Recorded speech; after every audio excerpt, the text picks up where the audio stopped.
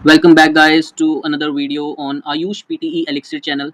आप सभी का स्वागत है एंड आई होप आप सबकी दिवाली बहुत अच्छी गई होगी। हम भी कुछ दिनों से व्यस्त थे तो we couldn't make any video, but आज इस वीडियो के अंदर जो हमारा बहुत ही डिमांडिंग टॉपिक है, जो मैं देख पा रहा था अपने एनालिटिक्स के ऊपर कि मुझे मिल रहा था, but you guys are looking for best tips for PTE and tricks, like जो भी आपकी बेस्ट टिप्स एंड ट्रिक्स होंगी पीटीई के लिए और कैसे एग्जाम को क्लियरली और ईजिली क्लियर किया जाए। आपको लाइक आने वाली इन वीडियो सेशंस के अंदर इन्हीं का आंसर मिलने वाला है। बट आज मैं आपको बेस्ट टिप्स और ट्रिक्स बताने वाला हूँ जो पीटी के अंदर ईच एंड एवरी टास्क में होती है, और हम ट्राई करेंगे कि 15 टू 20 मिनट्स के अंदर ये कंप्लीट कवर हो जाए। तो आप सब ध्यान से सुनिएगा इस वीडियो को, और कोई भी नोट्स अगर आपको लगे तो साथ साथ प्रिपेयर करते जाइएगा guys. And one more thing that I know, like I should tell you that कि हमने अब लाइक ऑनलाइन क्लासेस फिर से शुरू कर दी है। डेली का 4 PM का बैच है और रात का लगभग 9:30 से 10 के आसपास। जैसे भी आपको कन्वीनियंट लगे आप मेरे नंबर पर मुझे डीएम कर सकते हैं। मेरा नंबर आपको यहाँ गूगल पर जब आप सर्च करेंगे आयुष पीटी एलिक्सिर तो नंबर और एड्रेस कंप्लीट आ जाएगा। आप यहाँ से मुझे कॉल कर सकते हैं। I will definitely help you out, right. So let's go on to our video part and one by one सबको चेक करते हैं कि how to clear your exam easily. आप कैसे क्लियर कर सकते हैं और कैसे आपकी जो टिप्स एंड ट्रिक्स है पीटी के लिए काम करने वाली है। And one more thing that I should tell you again कि आप आगे जाने से पहले इस चैनल को सब्सक्राइब कर लें, कोई भी नोटिफिकेशंस आपके पास जो है वो आती रहे, उसके लिए आप बेल आइकन को प्रेस कर लें और लाइक करना मत भूलिएगा। वीडियो को अपने दोस्तों के साथ शेयर कीजिएगा, शायद उनकी हेल्प हो जाए, राइट। तो गाइस सबसे पहले आपको पता है कि जो हमारा स्पीकिंग होता है वो मेन इंजन होता है पूरी पीटी का। इसमें सबसे पहले रीड अलाउट्स आते हैं, और मैं रीड अलाउट्स के लिए एक सिंपल सी टिप दूंगा आपको यहाँ पे। Go with the flow, don't break the flow. मतलब go with the flow, don't break the flow का मतलब क्या है कि आपको चलते रहना है, ब्रेक नहीं करना है फ्लो को। आप जहाँ पर आपको एक लाइन नजर आए कि खत्म हो रही है, फुल मान लीजिए फुल स्टॉप पर आ रही है, तो try to take a pause only on that area.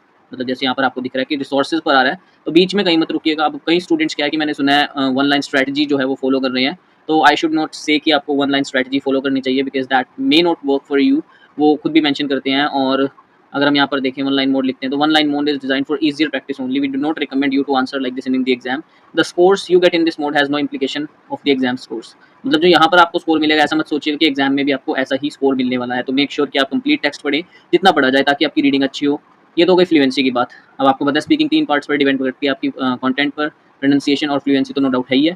तो प्रोनाउंसिएशन को आपने अच्छा करना है, जैसे कि आपके लास्ट में ईडी, डीईडी, एसईएस या आईएनजी जो भी है उनको प्रॉपर्ली बोलने पर।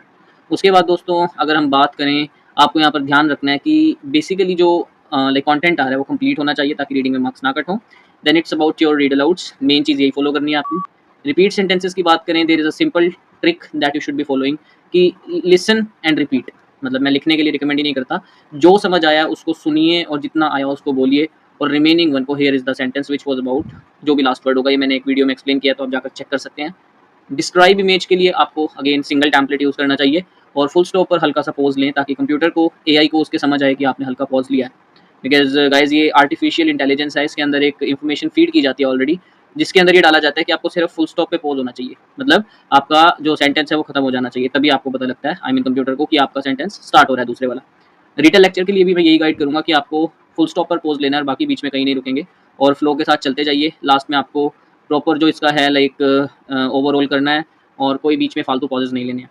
कोई नए वर्ड्स मत डालिए, सेंटेंसेस बनाने की कोशिश मत कीजिए, जो आया जैसा आया अपने टेम्पलेट्स के अकॉर्डिंग जो आपके ट्रेनर्स ने प्रोवाइड किए हैं वो आप फिट कर सकते हैं इसमें, अदरवाइज मेरी वीडियो चेक कर सकते हैं। आंसर शॉर्ट क्वेश्चन के लिए मैं कुछ ज़्यादा रिकमेंड नहीं करूँगा, बट प्रैक्टिस करते रहिए क्योंकि ये आपकी लिसनिंग को इंप्रूव करते हैं।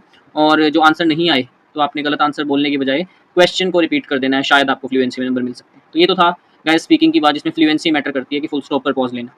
राइटिंग के अंदर जो मेन चीज़ है, दैट इज़ जो मेन पिलर है आपका, वो है स्पेलिंग्स और ग्रामर।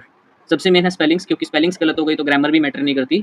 तो रिटन टेक्स्ट में सिंगल फुल स्टॉप आपको पता है 25 टू 40 वर्ड्स लिखिए, ज़्यादा इंसर्शन मत कीजिए वर्ड्स की। जो आपको ओवरऑल लगता है उसका वो लाइन्स उठाइए, 3 से 4 लाइन्स उठानी है, और कनेक्टर्स की बजाय आप कंजंक्शंस लगाएं तो ज़्यादा बेटर होगा आपके लिए। राइट एसे, एसे के अंदर अगर बात करें गाइस, आपको सिर्फ 4 पैराग्राफ्स जो आपके पास हैं, कॉन्स्ट्रेंट्स को फॉलो कीजिए। जो टेम्पलेट यूज़ कर रहे हैं वो करते रहिए, क्योंकि टेम्पलेट मैटर नहीं करते। ये एक बहुत बड़ी मिथ है कि हमें ये टेम्पलेट यूज़ करना है, ये करना है, नंबर आपको 15 ही मिलने हैं, इससे ऊपर नहीं मिल सकते। तो मेक श्योर कि आप प्रॉपरली टेम्पलेट जो भी है उसको फिट करना सीखें, और स्पेलिंग्स का एरर अपना देखें, क्योंकि कोई स्टूडेंट्स का तो वो हो जाता है जिसकी वजह से नंबर नहीं आते और वो ऐसे को दोष देने लग जाते हैं, ये टेम्पलेट्स को दोष देते हैं। ऐसा नहीं है। तो स्पेलिंग्स, ग्रामर और अपना स्ट्रक्चर जो है, डेवलपमेंट जो है, उसकी कोहरेंस कितनी है वो देखिए। उसके बाद जनरल लिंग्विस्टिक रेंज कैसी है वो क्या है अपने देखिए। ये सभी चीज़ें मैटर करती है, और फॉर्म नो डाउट जो 2 नंबर की आती है।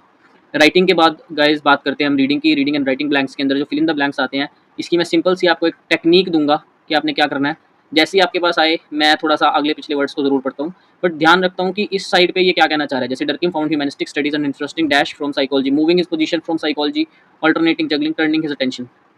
अटेंशन हो सकता है क्योंकि साइकोलॉजी की बात कर रहा है, तो थोड़ा हिंट लेना है। इन 1885 ही डैश जर्मनी, तो पास्ट की बात वर्ब चल रही है, ही लेफ्ट फॉर जर्मनी।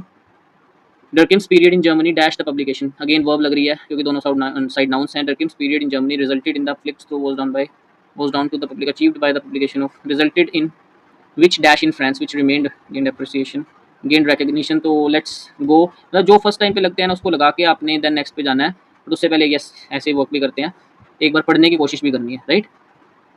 तो guys like reading writing blanks में कोई हार्ड एंड फास्ट रूल नहीं है, जस्ट आपकी कोलोकेशंस वर्क करती हैं, कंटेंट और वोकैब की नॉलेज वर्क करती है, और हल्का बहुत ग्रामर भी मैटर करता है। पोजीशंस क्या होती है, मतलब आपको पार्ट्स ऑफ स्पीच का पता होना चाहिए। Multiple choice more than one के अंदर आपको ध्यान रखना है कि एक से ज़्यादा आंसर्स आते हैं, तो एक ही लगाएं, मैं यही कहूँगा आपको कि ज़्यादा लगाएंगे तो आपको नुकसान हो सकता है। जस्ट आपने ध्यान रखना है कि एक ही आंसर में आपके कवर हो सकें तो बेटर है, क्योंकि बाकी आंसर्स लगाएंगे उससे क्या होता है कि थोड़ा नेगेटिविटी आने के चांसेस रहते हैं, नेगेटिव मार्किंग है क्योंकि इसमें। रीऑर्डर पैराग्राफ्स में आप पेयरिंग पे ध्यान दीजिए, जो पेयर आपको लग रहा है, जैसे मैं रैंडमली कोई प्ले करता हूँ, जैसे दिस इनिशियली नहीं हो सकता, तो हाउएवर वाला मैं मोस्टली थर्ड नंबर पर लेकर चलता हूँ। तो ये कुछ ट्रिक्स हैं, ये आपको अगर आपको प्रॉपर क्लासेस चाहिए तो मैं बता सकता हूँ आपको क्लासेस के अंदर, बट फॉर द मोमेंट अगर आप देखें तो जैसे यहाँ पर दिया हुआ है, biofuels drive from biological materials like plant and algae offer a sustainable alternative fossil fuels, their production rest however advancement this makes, तो वी कैन से कि हो सकता है 1324, yes it is the answer. तो गाइज मतलब कुछ tips ऐसे होते हैं, कुछ ट्रिक्स होती हैं जिसमें 2 मिनट से पहले पहले आप कर सकें, हमने 32 सेकंड्स लिए इसको करने में।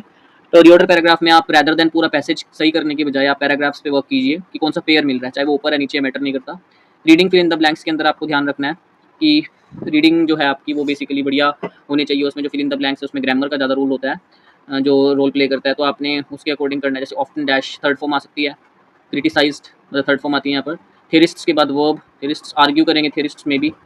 उसके बाद note education, need for education to dash to first form to adapt to the changing, क्योंकि फर्स्ट फॉर्म उसके बाद है ही नहीं। अगर हम बात करें ओवरलैप्ड भी एक वर्ब का काम कर रही है, सेकंड फॉर्म का फ्लक्चुएट नो फंड सेंस नहीं दे रहा है, तो यस दिस इज करेक्ट। तो ये रूल्स मैं आपको बताऊंगा जब आप रेगुलर क्लासेस में होंगे। इसमें ग्रामर रोल प्ले करती है, तो टू के बाद फर्स्ट फॉर्म आर्टिकल के बाद नाउन्स, ए और एन कहाँ लगता है, वोवल्स कहाँ आते हैं, आई मीन साउंड्स किसके साथ लगती है, और जो आपके नाउन्स है वो कहाँ पर आ सकते हैं, प्रेपोजिशंस क्या होती हैं, थोड़ा नॉलेज यहाँ पर चाहिए। मल्टीपल चॉइस सिंगल आंसर में कोई हार्ड एंड फास्ट रूल नहीं है, मैं कोई रूल नहीं अपनाता, बट सिंपल ट्रिक है कि आप इनिशियल आंसर्स में मतलब आई मीन टू से जो इंट्रोडक्शन है या कंक्लूजन है उसके अंदर आप आंसर्स को ढूंढ सकते हैं, definitely will get. Same goes for listening, multiple choice and single जो आपकी रीडिंग के हैं, बस फर्क सिर्फ इतना है कि वहाँ देखना होता है, यहाँ पर सुनना होता है, right. Spoken text it's same like the written lecture, बस यहाँ पर फर्क ये आपको पता है कि जस्ट आपको स्पेलिंग्स का ध्यान रखना है और अपने वर्ड लिमिट का ध्यान रखना है। वहाँ पर टाइम होता है 30-35 सेकंड्स या 40 सेकंड्स, यहाँ पर आपको 10 मिनट्स मिलते हैं, तो आपकी वर्ड लिमिट 50 to 70 होनी चाहिए, मेन चीज़ जो है, अदरवाइज जीरो हो जाएगा स्कोर आपका, ज़्यादा या कम वर्ड्स हुए तो। उसके बाद आपको स्पेलिंग्स ध्यान रखनी है, फुल स्टॉप्स प्रॉपर ध्यान रखने हैं, मतलब सब आपको अपने अकॉर्डिंग जो आपके ट्रेनर्स ने बताया है उसके अकॉर्डिंग करना है। Multiple choice more than one, I told you, एक आंसर्स लगाइए, फिल इन द ब्लैंक्स। अब यहाँ पर सबसे ज़्यादा प्रॉब्लम आती है कि हमें नहीं पता लगता कि कहाँ पर एस आएगा और कहाँ पर एस नहीं आएगा, तो गाइज उसके लिए मैं सिंगल आपको रिकमेंड करता हूँ कि आप अपना ध्यान से देखकर चलिए कि सिंगुलर्स की बात चल रही है या प्लूरल्स की चल रही है या नाउन्स आएंगे या वर्ब्स की बात चल रही है, कौन से टेंस में चल रहा है वो, है ना। तो आर्टिकल की बात है तो क्या लगना चाहिए, ये सब नॉलेज फिर से ग्रामर की यहाँ पर प्ले करती है, एस या ई एस वाले केस में, डी ई डी वाले केस में। अदरवाइज स्पेलिंग्स है, नॉर्मल स्पेलिंग्स को लिखिए, अगर आपको स्पेलिंग ना आए तो आप गलत स्पेलिंग लिखने की बजाय कोई और वर्ड लिख दीजिए जिसकी स्पेलिंग ठीक हो, राइट। ये बहुत इंपॉर्टेंट रोल बता रहा हूँ मैं आपको जो प्ले करते हैं। मल्टीपल आंसर्स हैं, मतलब ये लगा के चलिए कि आपको 2 जगह नंबर देते हैं, तो इंटीग्रेटेड मार्किंग बहुत मैटर करती है। हाईलाइट करेक्ट समरी की बात करें गाइज, यहाँ पर आपको सिर्फ एक आंसर लगाना है, ओवरऑल आंसर ढूंढना है कि किसमें ओवरऑल बात की गई है, जिसमें लगता है कि आपको ओवरऑल आ रहा है, तो like what you can do is आप जस्ट एक सिलेक्ट कीजिए और नेक्स्ट क्वेश्चन पे जाइए। कोई ज़्यादा सोचने वाली आवश्यकता नहीं है क्योंकि इतना ज़्यादा स्कोर नहीं देते आपको, हालांकि रीडिंग में 1 नंबर जाता है। Single answer same goes as like your reading single answers. Select missing word, you know that, like इसमें भी बीप आती है, तो आपको लास्ट में, जैसे बेंटन का जो एक कैरेक्टर था डॉग वाला, उसमें कान खड़े हो जाते हैं, ऐसे आपके कान खड़े हो जाने चाहिए जब लास्ट में आने वाले हों। इससे क्या होगा कि आपको लाइन याद रह जाती है और लास्ट की लाइन से कई बार फ्लो बैठ जाता है, right. Highlighting correct word, simplest of the all, जितनी 20 टास्क हैं उसमें सबसे सिंपलेस्ट जो है हाईलाइटिंग करेक्ट वर्ड्स, इनको करने में बहुत मजा आता है। बट इनके लिए मैं एक आपको टिप दूंगा कि आप अलग अलग एक्सेंट्स के अकॉर्डिंग सुनिए। जैसे अब आपको बताया कि वहाँ पर ये एक्सेंट्स आ रहे हैं, ओरिजिनल स्पीकर का अलग है ना, और ऑस्ट्रेलियन अलग आ रहा है, यूएसए का अलग आ रहा है, यूके अलग है, इंडियन पर ना ही सुनिए, ये उनके लिए बेटर है, इंडियन जो फर्स्ट टाइम कर रहे हैं, जिन्होंने लिसनिंग आज तक की नहीं है, थोड़ा स्टेबल होने के लिए। अदरवाइज आप यूएसए या यूके, आई मीन ये दोनों एक्सेंट्स, और ऑस्ट्रेलियन भी हो सकता है, कैनेडियन भी आ सकता है, बट मोस्टली आपको ऑस्ट्रेलियन या यूके का मिलता है, तो उन दोनों को फॉलो कर सकते हैं। और हाईलाइटिंग करेक्ट वर्ड 2 जगह नंबर देता है, तो मेक श्योर ध्यान से लगाएं, नेगेटिव मार्किंग है इसके अंदर, गलत आंसर्स ना लगाएं। और कई बार पढ़ना पड़ सकता है आपको, जैसे कोई जो 90 स्कोर करना चाहते हैं तो, या 79 प्लस चाहते हैं, उनको थोड़ा सा हिंट लेना पड़ सकता है कि यहाँ पर यहाँ ग्रामर यूज़ हो रही है, ग्रामर के अकॉर्डिंग सेंस क्या बैठ रही है, फिर आप अपने तुक्के को लगाएं, तो GST.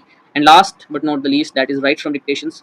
Guys these are the most important ones in the entire PT exam, क्योंकि बहुत ज़्यादा स्कोर आपका ये राइटिंग के अंदर देती है। जितना राइटिंग खुद से नहीं ले पाती उतना ये राइटिंग को दे देते हैं। तो 35 से 40 मार्क्स तक यहाँ से आप अटेन कर सकते हैं राइटिंग के अंदर। और केवल इन दोनों टास्क की बात करूँ तो 22 से 25 नंबर मिलते हैं। तो डिक्टेशंस के अंदर आपको ध्यान रखना है कि सबसे पहले तो फर्स्ट लेटर आपका कैपिटल होना चाहिए, लास्ट में फुल स्टॉप हो, ये बेसिक रूल है। और बीच में कहीं भी इंसर्शन ना करें एक्स्ट्रा वर्ड्स का। कई लोग क्या करते हैं कि वो लास्ट में कुछ फ्रॉम टू ऐसे करके उनके ट्रेनर्स ने बताया कि सब लिखाना, वो बिल्कुल गलत है, क्योंकि ये इंग्लिश लैंग्वेज की तौहीन है और ये इंग्लिश लैंग्वेज एग्जाम है। नो डाउट आपको नंबर वहाँ तो मिल जाएंगे वर्ड्स के, बट आपको एंटायर जो ओवरऑल स्कोर है उसमें कम आएगा। फिर आपका ट्रेनर बोलेगा कि आपने कहीं और गलती की होगी। ठीक है, तो ये सबसे बड़ी मिस्टेक रहती है, इसको आप ध्यान से करिएगा, अदरवाइज आपके नंबर कम हो जाएंगे दोस्तों। सो आई गेस आपको क्लियर हुआ होगा कि कैसे आपके पास ये एंटायर जितनी भी टास्क हैं इनकी क्या टिप्स और ट्रिक्स होनी चाहिए सिंपल शब्दों में। अगर स्टिल आपको कोई डाउट है, don't worry, I am always there as Ayush PT Elixir. आप गूगल पर जाइए, आपको यूट्यूब पर मिलेगा, मेरा चैनल तो ऑलरेडी है ही, आप इसको सब्सक्राइब कीजिए। गूगल पर जाकर मेरा नंबर लीजिए, वहाँ से आप मुझे क्लासेस के लिए बोल सकते हैं। इंस्टाग्राम पे मैं हूँ, वहाँ से आप मेरी शॉर्ट वीडियोस चेक कर सकते हैं। बहुत ज़्यादा इंफॉर्मेशनल कंटेंट मैंने फ्री ऑफ कॉस्ट डाल रखा है।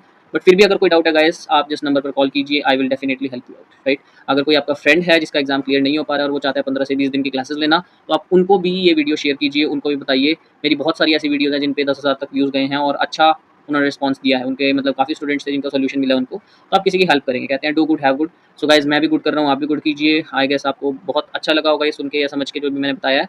So once again I will tell you कि हमारी क्लासेस स्टार्ट हो चुकी है, तो आप लोग 4 बजे के बैच में और रात के 9 बजे के बैच में ज्वाइन हो सकते हैं। आप डीएम कीजिए मुझे लिंक के लिए, आई विल डेफिनेटली शेयर 1 और 2 डेमोज। उसके बाद आप अपना क्लासेस को रेगुलर करके अपने एग्जाम को 20 से 25 दिन या मैक्सिमम मंथ में क्लियर कीजिए। So thank you so much guys once again and have a good day.